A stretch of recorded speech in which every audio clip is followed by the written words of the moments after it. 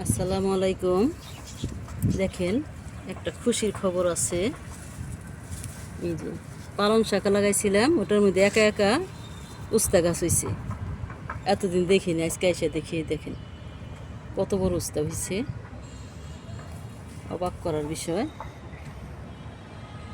আরও আসতেছে। এই যে উস্তা গাছ যে কি পরিমাণ উস্তা ধরে, একটা বিচি খালি ফালাই রাখলেই হয়।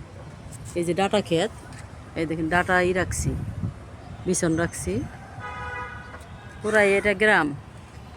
আমার ছাদে আসলে মনে হয় যে আমি গ্রামে আছি। এই পালং শাক দানা রাখছি বিছন।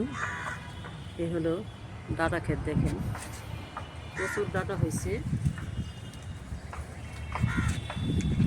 উস্তা গাছ 12 মাসই সরিষা হয়।